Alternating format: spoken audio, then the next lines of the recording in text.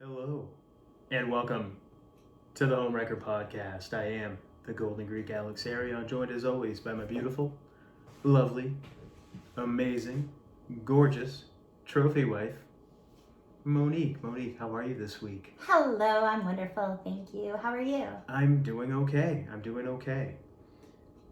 We're coming into some eerie music, Yes, very creepy. which unfortunately for the people on video, they're not going to be able to hear it. Nope.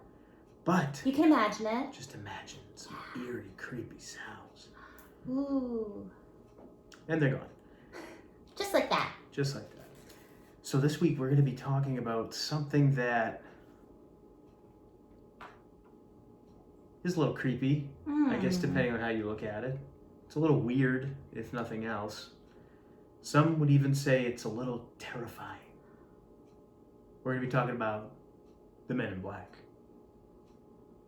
Oh, so not like the Will Smith Not movie. the freaking Men in movie. Black. No, not the movie. No. Okay, so no Will Smith. No Tommy Lee Jones. That No. is scary. No, we're gonna talk about the actual Men in Black that the movies are based off of. Yeah. When you read about the actual Men in Black and you see these documentaries where they talk about it and John Keel, they're creepy and they're weird. And then the movies, they portray them as these fun-loving people who sacrifice so much. That's Hollywood for you. That's Hollywood for you, right? Putting their little spin on it. Yeah, but I want to address, before we get into the Men in Black, something that's a little bit related. We talked about the Mothman last week. Yes. And there was something important that you forgot to mention last week's episode. Let's talk about it now. I totally forgot. The episode before with time travel, I mentioned that I was meditating and something came up with the Mothman. And I'm like, oh, we'll talk about it in the next episode with Mothman. Yeah. And I totally spaced it. So I apologize. We'll get to it now. Yes. I was meditating and I meditate, I use my crystals, and sometimes I get visions. And one of the visions I had was of this being, kind of entity. It felt like something from the earth, more elemental. And it was just kind of weird looking. It looked kind of scary, but I didn't feel scared at all.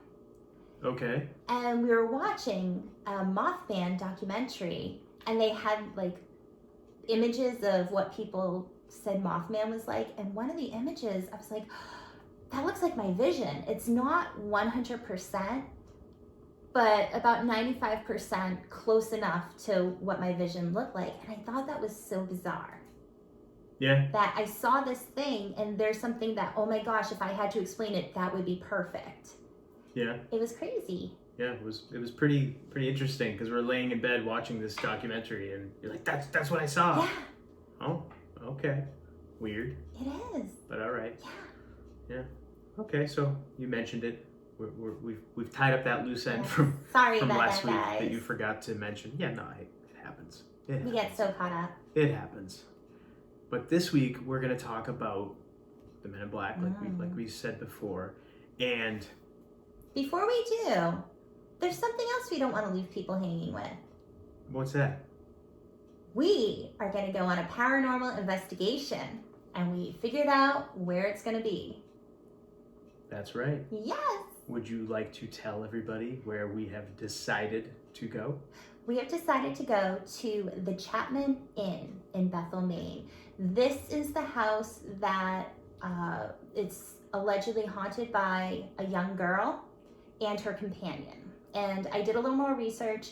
This inn does have information. They're one of the only places that lists information about come meet our spirits on their website.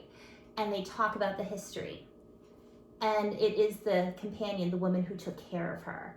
She lived in that house until she died. Was she the woman in white that went shh? Possibly. It doesn't say that. Okay. But that's the That- place we're going. yes, that is we where talked we're about that going. story happening at that place. Yes. So we are going at the end of February. So keep an eye or ear out. And so you can follow along. We'll do some live streaming while we're there. We'll record an episode while we're there. Depending on the internet. Yes. Depending It's all on the depending Wi-Fi. on whether or not we can get a good signal on the Yes, internet. But yes. And we'll record a podcast there. Yeah, And it should be we'll fun. let you know if anything happens. We've had Or you can see it happen live, real time. Possibly. Yeah, Maybe. real time. Who knows? You never know. And this is obviously our first time doing this with In this- recording and everything else, and yeah. it's just us. So just kind of go easy on us, please. Yeah, we've done paranormal investigations before, the two of us, but we've never put it out there for everybody. So Not only that, but we're going to have podcast recording equipment, and it's Yeah. just us. We don't have anybody coming to help or set things up. It's just us. So we're going to be doing the recording, doing the investigating, looking around, trying to talk, keep everybody engaged. So just bear with us. I'm going to apologize for the both of us in advance. why? I don't know. Who cares? We're gonna do our thing. If they don't Presentation's like it- everything. I mean, especially for a medium like video. Okay, but But- we're gonna do our thing. And Yeah, if we're gonna people do our like thing, it, so- then it is what it is. Yeah, fair enough. Okay. So anyhow, there's something else. I know. So we figured out now where we're gonna go, Mhm. and that is gonna happen, like you said, at the end of February. Mhm. So it should be exciting. It should be fun. I'm super excited. Yes, it's gonna be a good time. Yeah. Yes. Now, are you ready to dive into the Men in Black? I am so ready. Okay. Let's dive. All right. So I've done a lot of reading on this in the past week and a half to just kind of gear up and get ready for this show. And there's so much still that I want to get into, but I obviously didn't have the time. I've got, what is this? 1, 2, 3, 4, 5 books that I haven't read yet. And then And- a couple right here. 2 here, one that I'm into, getting kind of halfway through, and another one that I did complete. So we're gonna just mention the ones, obviously, that I've got a chance to read from. But there's so much material out there. Obviously, there's websites. There's People have done documentaries Documentaries. mentioning them and yeah. different things from different people, different theories. There's 3 movies. Is it 3? No, 4 movies. There's 4 movies. Yeah. 4 movies. Men in But Black. they have nothing to do really with what the actual real No. phenomenon is. Well, there's the first one, second one, third one, and then international. Yeah. I think I there was like a that. TV I don't series too, care. wasn't there? Wasn't there a TV series? Was it a cartoon? I don't know. I think there was a cartoon TV series. Okay. Well, it was a TV series, right? I guess. Animated yeah. or not? I mean, there was. Okay. Anyway, so we're gonna dive in and we'll talk about a lot of people with the whole Men in Black mythology, the legend of the Men in Black, the history of it, the phenomenon, whatever you want to call it. The first time that it really kind of came into, I guess, the modern public consciousness, Okay. back in the 50s. There was a guy named Albert Bender. He actually wrote a very famous book called Flying Saucers. I can't talk today. Flying Saucers and the Three Men. And in it, he talked about his encounter with 3 mysterious beings dressed in black that visited him in his house. They just kind of materialized in his room and visited him and threatened him not to look into UFOs, to back off on his research. I'm paraphrasing, of course. Mhm. But that was kind of the first real case that became public, I guess, and was thrust into the public consciousness. And at the time, UFOs were getting spotted pretty regularly in the United States, around the world really, but in the United States. And of course, you had Hollywood that was putting out the alien movies and the flying saucer films. So that was kind of starting to seep into the public consciousness. A guy by the name of Gray Barker, who was a UFO writer, researcher, he published a UFO magazine, newsletter. Mhm. He actually talked to Bender and helped him with his book. Some say that he actually told his book to Barker and Barker wrote it, but the cover, or he was, Bender got the credit for writing it, but it was actually Barker that did all the work for him. So that was really the first time that anybody knew about these Men in Black. Now, after reading and researching through the case book on the Men in Black by Jim Keith, he talks about how men in black have been cited throughout history, not necessarily with the top hats and the the suit coats and the suit jackets. Wasn't it like, but always they looked like they didn't fit in? Was that what it was in throughout history? Yes, and the dark figures, as they've been called in different texts, in different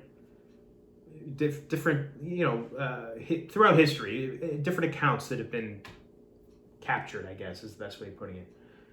They always seem out of place. They are wearing dark clothing, sometimes with a hat, sometimes in dark robes, but usually in black. These figures are in black, and universally across the board, in whatever religion, whatever culture, wherever you see, whatever lore that they show up in, they're typically ominous, and they have that sense of not belonging, like you said, but also that sense of just darkness and evil. Like they're not good. Their essence is not good. Right. You get that sense of dread, foreboding, just kind of a terrifying almost feel, because again, they don't appear normal. Now there's different descriptions. Universally, they're wearing black, but sometimes they're wearing a hat. Sometimes they are very pale skinned. Sometimes they're reported as being hairless. And when I say hairless, I mean no eyebrows, no eyelashes, no hair on the head, no hair anywhere. Alopecia. Okay. They are sometimes reported as being dark skinned and dark complexioned. Sometimes they're reported as having oriental looking eyes. The descriptions vary, but the constant is always the black clothing. They're always in black. Now, when John Keel was experiencing his Men in Black sightings and all of his different encounters in Point Pleasant, West Virginia, he was seeing stuff and getting phone calls and things like that, but so were other residents in the town. Yeah. You look like you were going to say something. I don't want to cut you off, but I was just thinking about what he was saying. But he was saying they dressed up in like the Air Force, like uniforms. They pretended to be other people. So there are accounts where it's thought these could be men in black, but they're not always in black. Oh, I see what you're saying. Well, that's the thing. The some accounts, especially the more modern ones, we'll say from 1950 on, the belief is that they are with the government, because sometimes they'll even state to the people they're talking to that they're with the government, that they're with a government agency or a secret agency. They'll actually say that. So that's where people get that idea from. However, the government actually released a press release, and Keel actually published it in the Mothman Prophecies, stating that there were people going around and impersonating Air Force officers. This was a memo that somehow Keel got a hold of, and it was like an internal memo released to the Air Force personnel to be on the lookout for these people that are impersonating them, basically. Now, interesting thing about that memo, which I didn't tell you, because obviously we didn't really talk about it. Because we never talked to each other other than on this podcast. We never talked to each other. But no, I actually came across this fact this morning, as a matter of fact. And there is a belief that that memo that he published in the Mothman Prophecies was actually something that Gray Barker wrote. He managed to get his hands on some Air Force stationery, some letterhead. Like, and I think everyone knows that. And he... I'm just messing with you. His face. I love you. You done? Yes. So anyway, yeah. So we again last week when I read through the Mothman Prophecies book and I showed you all that stuff, I'm thinking, oh wow, look, they even have. But now it comes out that it again, Gray Barker has passed away, John Keel has passed away. They're no longer with us. Allegedly. So it's hard to say that. Well, I mean, sure allegedly this other thing is. But alleged. This other thing. Not that they passed away. Right. Oh, okay. Thanks for clarifying. So I'm like, what are you talking about? Allegedly. Yes, they passed away. They're dead. They're not here anymore. They passed away a long time ago. I was waiting for you to get to you? what you were talking about because I was trying to throw in allegedly this was the guy got all right. his So hands anyway, Air Force stationary. Okay.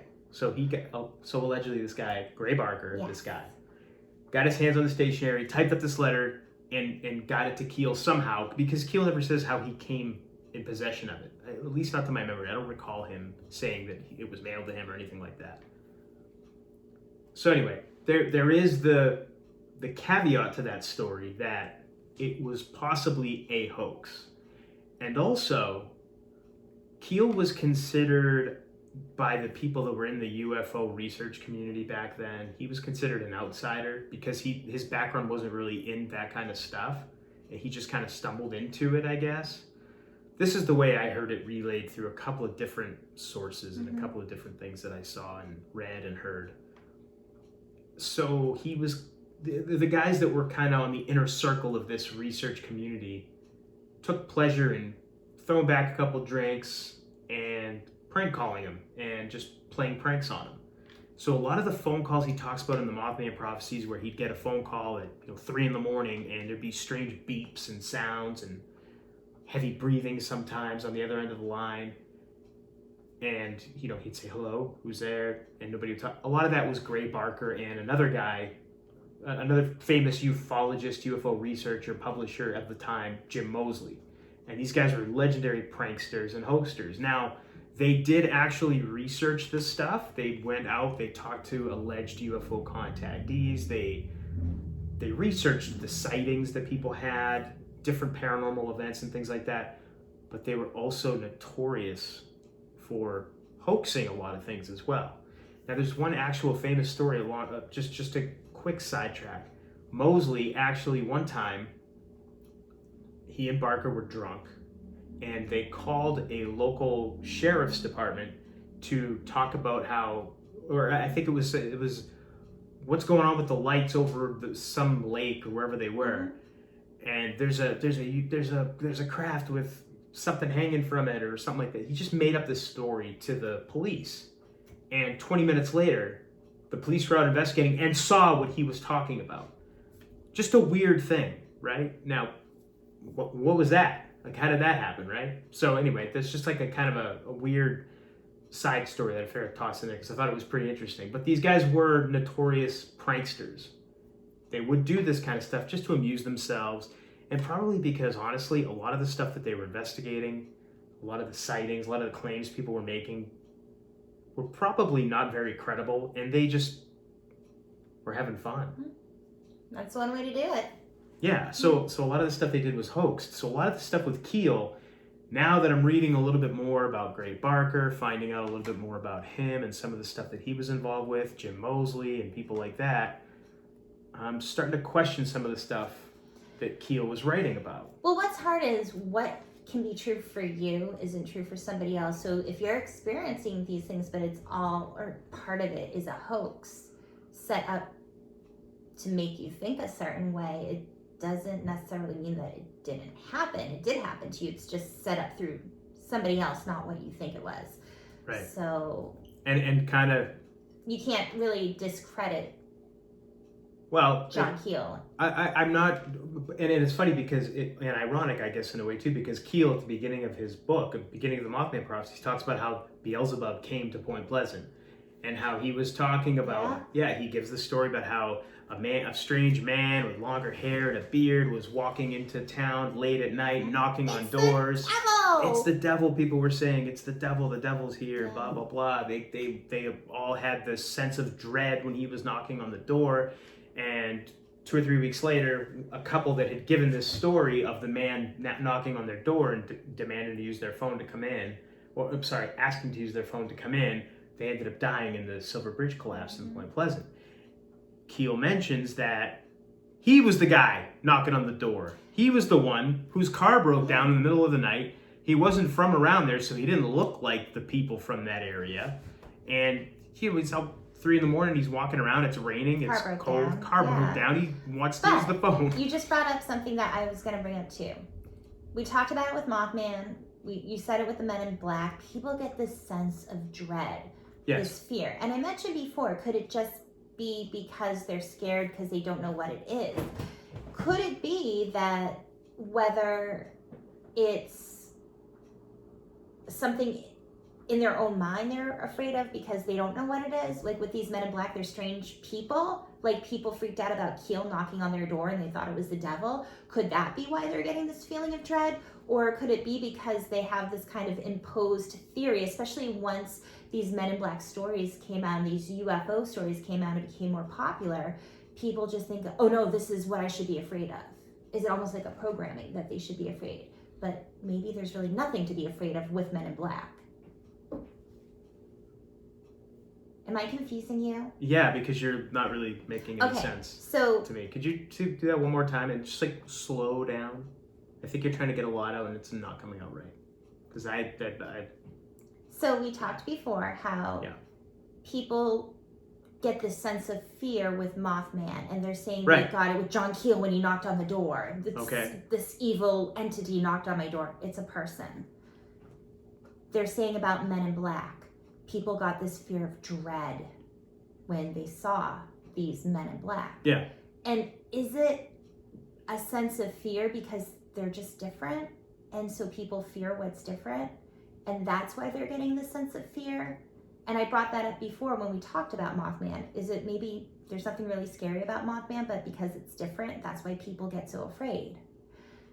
Or is it because maybe with the Men in Black, stuff about UFOs is getting out, and that is the kind of stuff that's starting to scare people? They're like, the propaganda of it is putting fear into people. So when they see, oh, something that could be different, is this an alien? Is it Men in Black? And is that why they're becoming afraid? What does that mean, the propaganda of it? So you had mentioned around this time stuff started coming out, like in the 50s and 60s. Oh, you're talking about like movies and things like that. Oh, okay. So out in the media, if you will, news stories, movies, radio.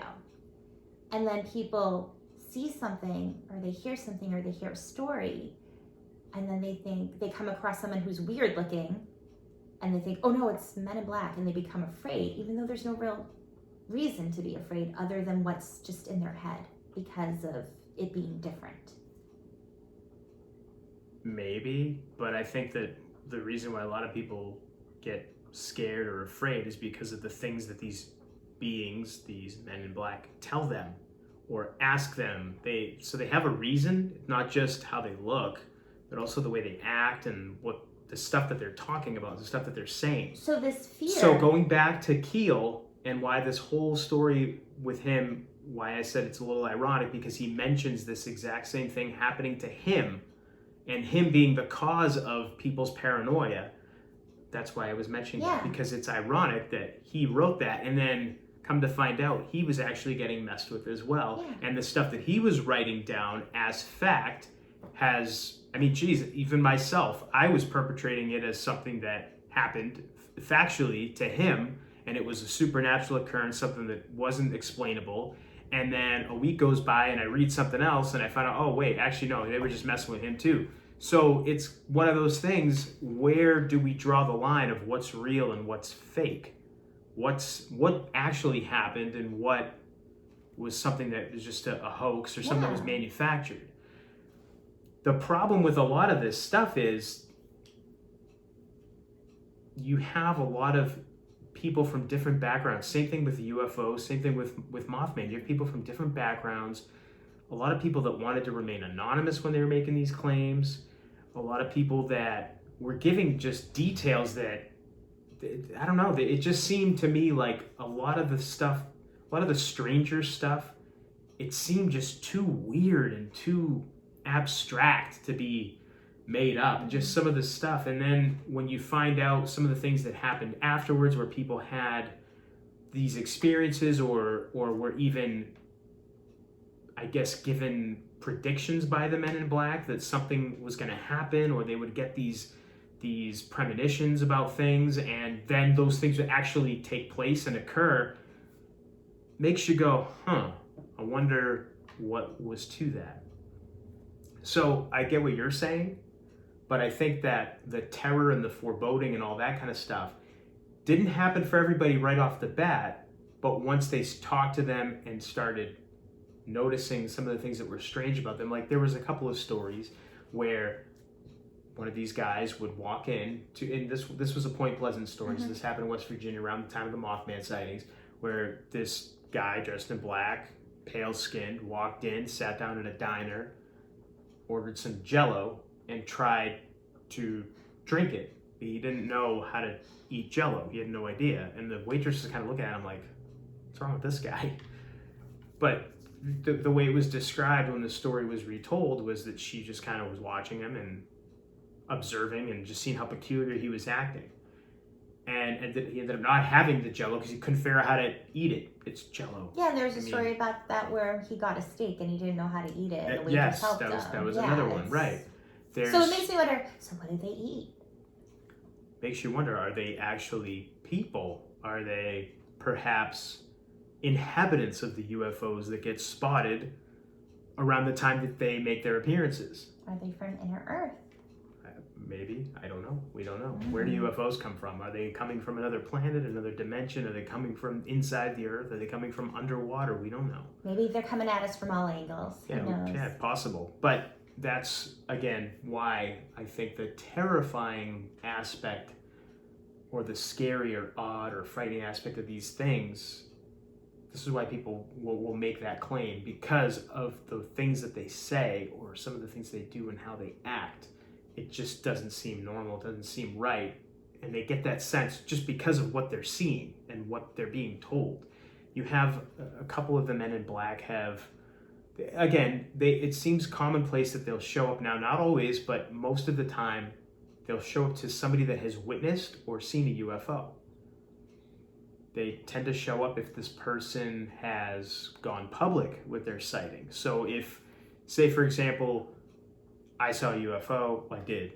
But if I went out and started going on the radio and talking about it, my probability of having an encounter with one of these beings, according to history and according to the patterns that we've seen, I would probably get a visit from somebody. But we did see UFOs, each on our own different occasion. Yeah. And we talked about it on our podcast. I think it was our very first podcast. We didn't get visited by any men in black. We haven't been visited yet. So again, people that have a UFO can't talk today. So again, people that have a UFO sighting, that see something and then go public with it, I presume nowadays the comparison would be if they went on social media and had like 1 million followers or something, and they started talking about it, they would most likely get a visit from a man in black. Their probability of getting that visit or sighting of one or having some kind of an encounter would go way up, just because they're drawing so much attention to their sighting. So is there anyone who's come out recently saying they were visited? Nothing that I've come across. Nothing I've come across. So that's why I'm kind of like, what are they? What causes them? Did they really show up? Now, there are pictures that people have taken. So there are some photographs. But again, in a book by Gray Barker, a notorious prankster. So how legitimate is that? I don't know. It's kind of weird, right? So I don't know, but we can go by some of the stories that people have said. And again, not people like Gray Barker, but people like diner waitresses and people like that have given their reports to newspaper people, to authors like John Keel, to, called into radio shows and things like that. We can go by some of their different reports and see, okay, is there some validity to their claims? Is what they're seeing actually a person? Is it a government agent? Is it something else entirely? What is it? We don't know. What I question is, why does it seem like they want to cover up this stuff? Yeah, see, that's the problem too. And where a lot of them identified themselves to their contactees, I guess is a good word for them. They identify themselves as being from a government agency. Mm-hmm. They won't say which in a lot of these encounters, but they'll say we're from a secret government agency. We understand you're looking into UFOs, or you've seen a UFO, or you've been talking about seeing a UFO. You need to stop this entirely. You need to stop this immediately. You need to stop this right away. Just the things that they say, and sometimes they'll make veiled threats. It's just strange. I'd be like, why? What's up? You would be like, why? What's up? I know. You would grab a bottle and smash it over their head or something. That's how you are. You're tough. No, I'm just saying, I want to know why. I'm truly curious. Right, I'm not trying to say because I'm so tough and I'm not afraid. I just would want to understand why. Like, why? What is going on? Right, and now, like, is there something wrong? I'll read a story of one of these as I'm getting all over everything here. Jeez. Watch it. Okay, so I'm not going to read the entire thing. I'll read just like little bits and pieces of it here from the book Men in Black: The Secret Terror Among Us by Gray Barker. A gentleman by the name of Joseph Henslick of Green Lawn, Long Island, New York, October 1966. He looks outside. He sees a strange circular object hovering directly over the post office building not too far from his home. He grabs his camera. He's got a whole roll of film, and he shoots a sequence of pictures of a luminous metallic disc with a windowed dome on top. Since the object was very low, he was certain that he had obtained some sensational pictures. He ends up taking them to the Photoshop. He gets them developed, and about a week later, he gets his pictures and he sees, oh yeah, I was right, I got some great pictures. 2 days after the negatives and prints were returned to him, Henslick was visited by a pair of strange men. He was returning home late from work about 3 a.m. when he found them waiting for him. Both were of medium height with deeply tanned complexions and dark hair. Both were dressed in baggy black trousers with black turtleneck sweaters and loose black jackets, which he described as looking like black smoking jackets or pajama tops. "We want to talk to you about your sighting," one of the men said in a voice with a slight accent which sounded Scandinavian. "We're from the government." Henslick asked them for credentials, but they told him they were from a secret agency which they were not allowed to name. They went on to tell him certain facts about himself, which astounded him, facts that not even his closest friends knew. I wonder what those kind of facts would be. I don't know. "We know that you've taken some photographs," the men continued, "and we want you to turn them over to us for the sake of yourself, your family, and your world, and as a good American." The flabbergasted young man decided to stall and told him he had not gotten the pictures back yet. He was told they'd be back in exactly 24 hours and that he had better have the pictures available for them at that time. So there's the veiled threat that they're making, right? Henslick remembered that one man had a scar on his left cheek while the other had an identical scar on his right cheek. Kind of strange. The next day, he was looking over his pictures carefully with a magnifying lens, and he said there were definitely some markings on the object that he'd photographed, but they were too fuzzy to read. He stated, quote, "If I could have blown the pictures up, I probably could have made out what they said." End quote. He also says he noticed some kind of large shadow moving up and across the windows of the craft in the final frames of the film. At 3 a.m. the following morning, what is it with 3 a.m.? The three men appeared now, all dressed identically. Again, they threatened him vaguely when he appeared reluctant to turn over the pictures. He finally gave them both the negatives and prints. They checked the negatives carefully with a flashlight and then warned him sternly to keep quiet about his sighting.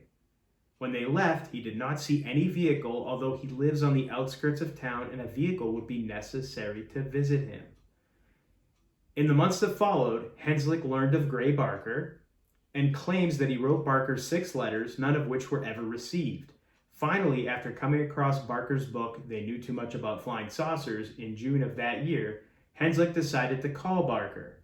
The day after he spoke to Barker on the phone, he received a threatening phone call from an accented voice which warned him never to speak to Barker again. He also began receiving the standard hoax calls regularly with electronic sounds or nothing at all on the other end. Henslick spoke to Barker again in late July and again got a threatening call. In the meanwhile, he had sent Barker 2 more letters. One envelope contained a letter, and the other, which he sent by certified mail, contained a detailed drawing of the UFO as he remembered it.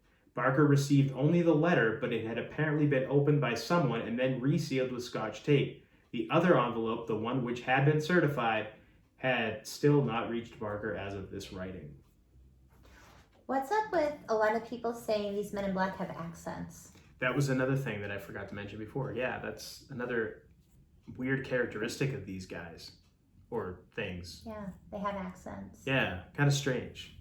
So I don't know what exactly that means, but that right there is an example of somebody that he didn't really publicize his sighting, but he took pictures of it, and they were good pictures. And then all of a sudden at 3 a.m., you've got these two guys showing up with identical scars on opposite cheeks from each other and making these threats. Now he did what you probably would have done. He stalled, but he didn't go out and make copies of his damn pictures. Numbnuts. But he gets a visit from 3 men the following night, all again dressed in black, and they're carefully inspecting the negatives in the pictures, and then they take them away.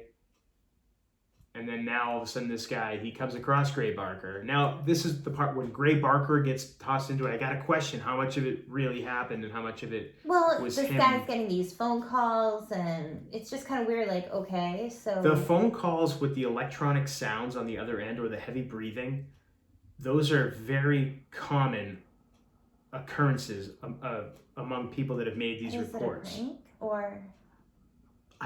It's hard to say now.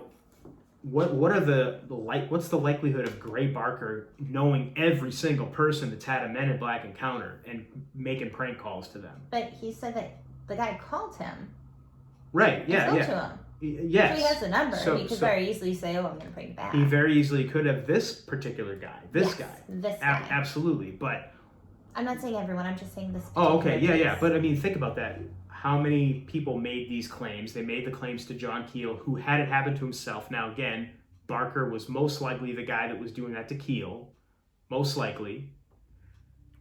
But other people that Keel was talking to, I mean, I don't think he shared every single interview or contact info that he had with people with Gray Barker. I don't think he gave Barker his notes on everything. I mean, I'm sure they must have compared notes here and there, but I doubt that people who he'd sworn confidentiality to, he would have broken that trust. I mean, back then, journalists had integrity, so I don't know. And the other bizarre thing, too, is just how he mentioned that these Men in Black knew things about him that no one else knew. Yeah, that's the other part of it. And that's the part I wonder, like, what? Like, when you say that, what exactly did they know about you? Is it specific? How private was this information that they knew about him?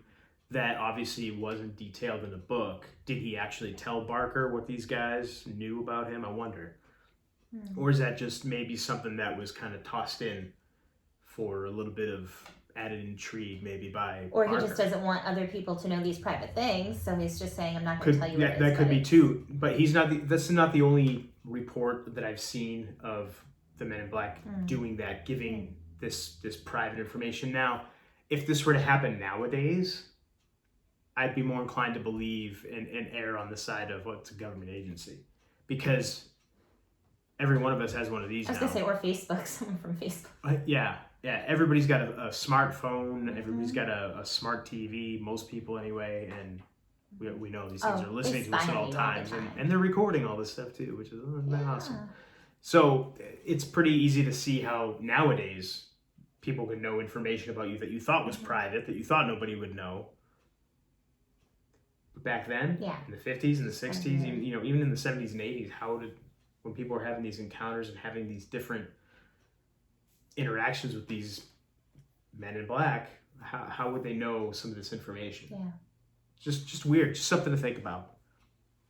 So so far, I mean, just based off just a couple of things that we've talked about, do you have any idea what something like this could be? I don't know. Are you thinking secret government agency, maybe trying to cover up UFOs and their existence? The thoughts that go through my mind are people just messing with other people, but how does that explain way back in time? Like, are these the original trollers? Like, I don't think that's likely. Yeah. Then you think, okay, if it's not somebody pranking other people, trying to cause a commotion about stuff, is it something that's real? But I'm more interested about like what is their point? What are they trying to do? If they don't want people coming out about seeing UFOs, why is that? And is it for a really good reason, or is it for selfish reasons? Like, like they don't want certain people or beings exposed, or is it because we get ourselves into trouble with that and they're trying to help us? I don't know. Could be any one of those things, Yeah. really. And I would lean more towards another dimension or inner Earth. And I mentioned before, we talked about the show Fringe, and they have the observers. Yes. And it's weird because we saw them, we're like, oh, they kind of look like Men in Black. And they were pale, no hair, wearing all black. But these people were observers. But why would observers, if that was what they were here to do, why would they talk to people and involve themselves? So I don't know. It's bizarre. It's definitely bizarre. I don't. Are they from the government? I don't know. It seems totally like a government thing to do to people. Yeah, see, that's why, like, the more I think about it, the more I'm inclined to believe that it was some kind of government agency, because especially around this time where you have these flying saucer sightings and people seeing them everywhere, and you've got the Hollywood putting out movies, and we know how heavily involved in. Though I think it's more of like a deep state kind of thing, like one of those. That's government. Still government. Not quite government though. I think just outside of that, like not necessarily deep state, but like this underground, like a secret group. Yeah. Of some kind. I mean, that could be too. I don't know. I would lean towards something along those lines though, because there's some stuff that doesn't add up. Like, again, how would they know private information about certain people? I mean, they can't be spying on everybody, especially back then. Or did they have the technology that they have now back then? I don't know. I mean, I believe it. You never know. But I just would tend to believe that it was maybe a disinformation type group that was out there that was trying to cause confusion because of, I mean, maybe these saucers were just government issued craft, and they were just trying to confuse everybody. Maybe it was a social experiment and they're just trying to cause hysteric panic in the public. I don't know. Who knows? And that's something that I actually just kind of thought of as I'm talking here aloud. Was that just a big social experiment, like a psyop, where they're sending out these people, they're making them dress in black because, I mean, it's universally considered like an ominous look, right? And maybe some of them, they're shaving their eyebrows, they're shaving their head, they're shaving their hair, maybe painting scars on some of them, just to kind of make them look as ominous and eerie and scary as possible, and then maybe having them act in a certain way to throw people off and to scare people. It could just all be them messing with people and just try to see how much of a panic they can cause. Yeah. I don't know. That's the great thing about this. We don't know. All we can do is speculate and theorize. Unless somebody who does really truly know wants to come by and tell us. Yeah, chances of that happening. That's not going to happen, Please. But... We're probably going to get visited now. So, Hi, if you're listening, Men in Black.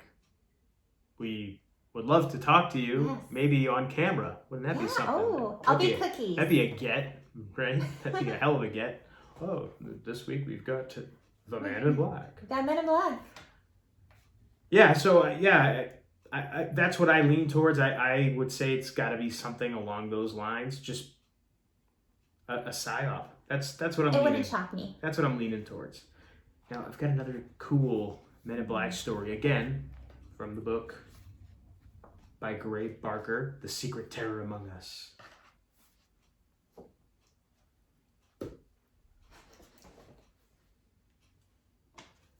Now this story.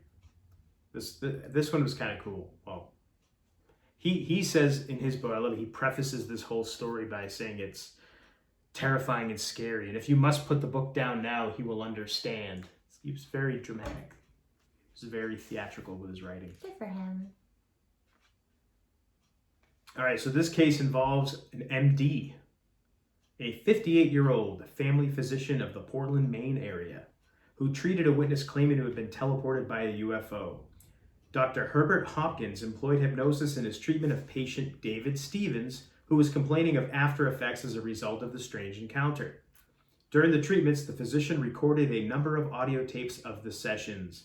Although the teleportation incident is itself one of the most interesting cases on record, let's pass over this and talk about what happened to Dr. Hopkins as a result of his relationship with the patient.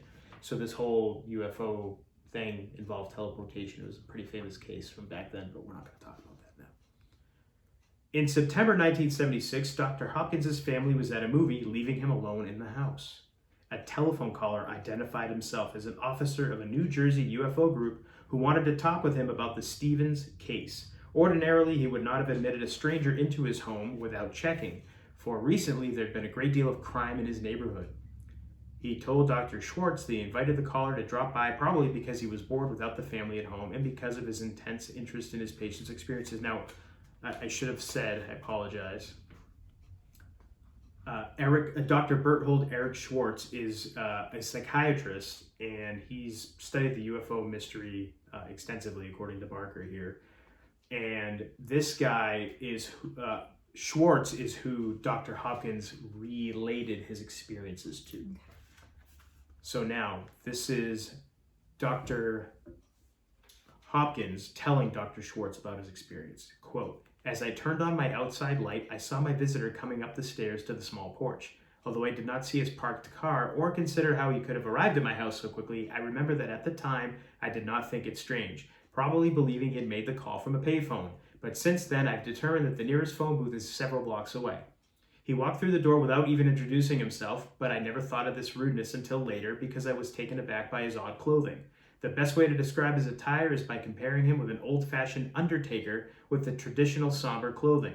My visitor wore almost entirely black, trousers, jacket, tie, shoes, and a derby, the only contrast being a white shirt. He appeared thin, and his estimated 5 foot 10 inch height accentuated this thinness. Although the suit didn't fill out his arms and legs, it otherwise fitted him perfectly, like clothing you see on department store mannequins. The crease in his trousers was razor sharp. The entire getup was immaculate, just as if he had stepped fresh from his tailor's shop. I noticed that the crease in his trousers did not flatten, but still stood out very sharply even when he sat down at my invitation. Although the clothing was odd indeed, there was something else about him that was even odder. Only when he removed his black hat did I realize he seemed to be completely hairless, with no eyebrows or eyelashes, nor trace of a beard, even though he appeared to be in his late 30s or early 40s. His small nose and eyes were set low. His vivid red mouth contrasted with a chalky white complexion." So he's telling this other psychiatrist about his experience, right? Without further ceremony, a visitor asked Dr. Hopkins what he knew of the Stevens case in a weird sing-song monotone. Although his English pronunciation was flawless and without accent, he seemed to find it difficult to put phrases or sentences together and communicated with a string of isolated words that were difficult to understand in their disconnected contexts. He hardly opened his mouth, which appeared like a slit, and Dr. Hopkins did not see his teeth. He had a receding chin, and his head seemed to blend into his collar. In fact, Dr. Hopkins observed that his head seemed to be fastened rigidly to his body, for not once did he nod or move it. Next, the visitor told Hopkins to put his hand into his pocket and that he would find 2 coins. Dr. Hopkins did so and withdrew a dime and a penny. The MIB told him to put one of the coins back and to place the other in the palm of his hand. Dr. Hopkins complied and kept the penny. "Look closely at the coin, not at me." As he did so, he was amazed to see the penny first turn a bright silver color, then light blue, then blurred. In a few seconds, it vanished from his hand. The visitor next asked if his host knew Barney Hill, who along with his wife Betty was abducted in a UFO in New England. When Hopkins replied that he didn't know him, he was asked if he knew how Hill had died. "I have heard it was a heart attack," replied the physician. "You are not correct, for Barney Hill had no heart. It vanished, just like that coin in your hand." Damn. The MIB followed his frightening pronouncement with a threat that the physician would suffer the same fate if he did not destroy his complete notes and tapes on the Stevens case. He didn't say he was coming back, but I got the impression that he would have some way of knowing whether or not I complied with his order. Then, a new development puzzled Dr. Hopkins. Like an incredible wind-up or battery-operated toy, the strange visitor began to run down. Now, this is Hopkins' testimony, picking up again to Dr. Schwartz. His speech began to slow, and as he rose from the chair to his feet, he appeared weak and unsteady. I must depart, he suddenly told me. My energy is running low. I opened the door for him and he exited with a stagger. He clung unsteadily to the railing of the steps, feeling for them with his feet one at a time. He seemed to be both mentally and physically disoriented, but with a desperate urge and hurry to depart. I felt relieved when I saw a light in the driveway, evidently from a car that was to pick him up. Like many people finding themselves confronted with completely unexpected and puzzling experiences, I did not feel the full impact of the visit until minutes, even hours later. I realized that the light in the driveway was much brighter than that of ordinary automobile headlights. The man in his departure had not moved toward the car, but had walked in a different direction from which he came. His route of departure was impossible because it was blocked by a high and dense hedge. When I looked back toward the car lights, they had disappeared, leaving me, my visitor, and the entire area in darkness. Now, when his family returned from the movie about 2 hours later, they found Dr. Hopkins nervous and agitated. When he told them of the visit, they urged him to do as the MIB had requested. Hopkins first erased the tapes, then threw them into the fireplace and burned them, along with some printed UFO literature he had collected. Interesting, right? It's weird. So are they robots? I don't know. Now, another encounter that I read about was of a family getting a visit from one of these men in black, and similar description, except for the hairless part. And the one thing that they noticed that was odd about him was that he had some kind of a wire, they noticed, coming out of, like, they could see a wire going up his pant leg out of his sock. Kind of a weird detail that was noticed, but not just by one person, but the entire family noticed this strange wire kind of sticking out of this guy's leg. Maybe he was recording the conversation. Maybe, I don't know. Or maybe, like you said, maybe it was a robot or an automaton of some kind, a cyborg maybe. Who knows? That's if that was real. But again, this was a story that was given to Barker by this noted psychiatrist. The thing with all these stories is they could just be stories. You don't know. And it's hard because some of these you can't really investigate. You can't. Right. It's what somebody says. It makes it difficult to really know what it is.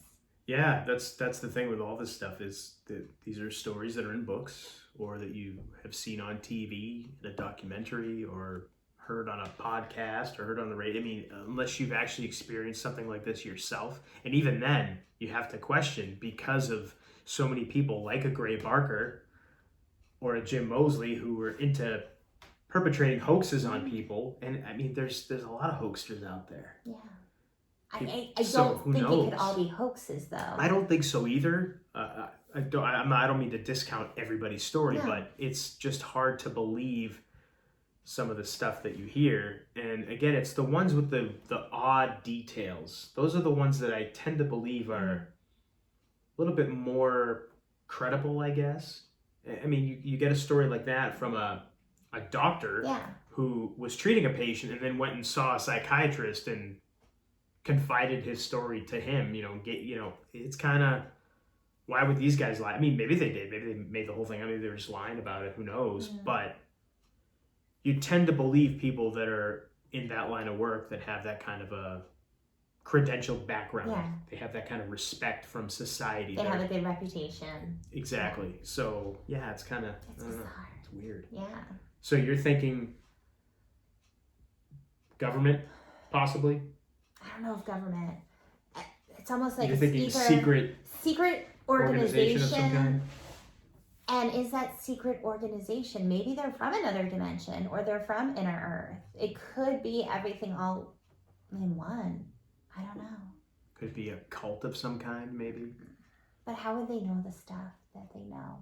Like just a cult. Maybe it's because of how we think of cults. Yeah. I don't know. I don't know what it is. I don't know what they are. If they're real, if they're not. Intriguing. I'll tell you what they're not. They're not what the movies say they are. No. Or maybe they are. Maybe they are just all aliens from a different plane of existence in there. Who knows? Good for them if that's the case. Yeah. Now there's, like I said, there's so much different information, so many different stories. What books would you recommend if people want to read more about Men in Black? I'm going to say, even though I haven't finished it yet, I would definitely go with Casebook on the Men in Black by Jim Keith. I know you can pick it up on Amazon still. Jim Keith was a conspiracy author, and he wrote a lot of good stuff. And he footnotes all of his stories. He footnotes all of his research. So to me, it's more of a reference, I guess. And I would say he would be probably the one that I would recommend if you had to pick just one. But the Gray Barker book is great just because it does have a lot of stories. Again, Mothman Prophecies with John Keel. Even though some of the stories now you got to kind of call into question because Barker and Mosley may have been messing with them. And I say may have been because maybe they weren't. We don't know for sure. We just know some of the friends of those gentlemen, some of their compadres from back in the day have come out and said that. But again, who knows if that was the case. There's a couple of other good books too by Nick Redfern. He did Men in Black, Personal Stories and Eerie Adventures. He also did The Real Men in Black, Evidence, Famous Cases, and True Stories of These Mysterious Men and Their Connection to UFO Phenomenon. And he also did The Black Diary, MIB, Women in Black, Black-Eyed Children, and Dangerous Books. All pretty good. Yeah. Again, I've thumbed through most of these, but haven't actually started digging into and reading them. Like I said, just kind of flipped through, read a paragraph or two here or there just to kind of get an idea of what they were about, but not enough to really talk much about them. But yeah, if I had to recommend one, it would definitely be Casebook on the Men in Black by Jim Keith. Excellent. Yeah. And I'm going to finish that one up. And we're probably going to do another story about this in the future. Eventually, yeah. Maybe come up with some more current sightings or stories and maybe think of new theories of what these things could be.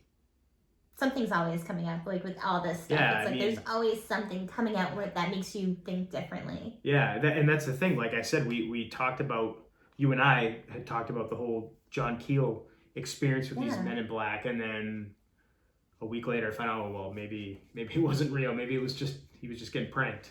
So who knows? Yeah, I mean, I guess you have to just question everything. Pretty much, yeah. Trust but verify is probably a good way of approaching a lot of this stuff. If you want to believe a story, that's great. Just verify it yourself. I don't know. I don't believe it's hard for me to believe anything anymore. There's just so much. And we want to. Yeah, there's just so much stuff out there that's just not real. Yeah. But what are you gonna do? Do you have any other thoughts about the Men in Black? Oh, I have thoughts, but I think we'd be here for days, so. Fair enough. So I guess this is a good time as any to sign off. If you would like to reach us on our social media, we have a Twitter account. Homewrecker Podcast? Oh, no, I'm giving the website. Let's try that again. If you'd like to reach us on our social media, we have a Twitter account. At Homewrecker Pod. We have an Instagram too. Homewrecker Podcast. And our website. Homewreckerpodcast.com. Where you can also... go on our forum. Exactly, thank you. Go on the forum. Become a member. Post on there. I'm on there all the time. Yeah. I'm always posting stuff.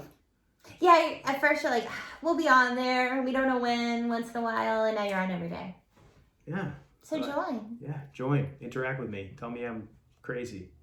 Tell me I'm not crazy enough. Tell me something.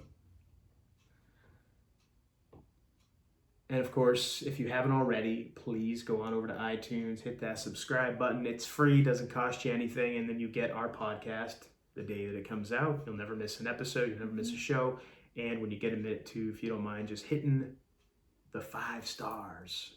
Give us a 5-star review. Helps people to find the show, helps us to increase visibility, helps us to grow the audience, which we appreciate immensely. But if you don't have Apple Podcasts, you can go on Stitcher. We're on Stitcher now. You can go Podbean, anywhere you listen to your podcast. Google we'll be there. Play. Yeah, everywhere. Yes.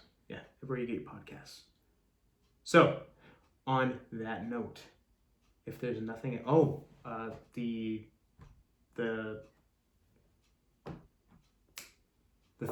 the retreat. The paranormal investigation. Our paranormal investigation. Our little adventure. We mentioned it earlier. We're going to be doing that again at the end of the month. The date and the time will be announced in the future. I think we'll announce that next week. Next week? Yeah, we'll do it next week. Okay, next week we'll give you the exact day and time. Yeah. And we'll be putting it all over our social media as well so that you can follow us on there and see what's going on. Sounds good. All right. Until next time.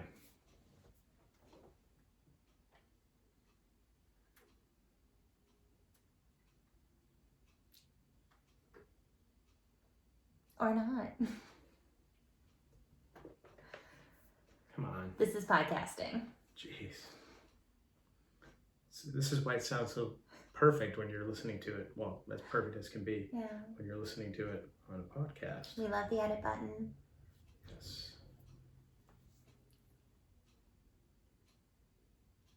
I am the Golden Greek Alex Arion. I've been joined, as always, by my beautiful, lovely, amazing, gorgeous,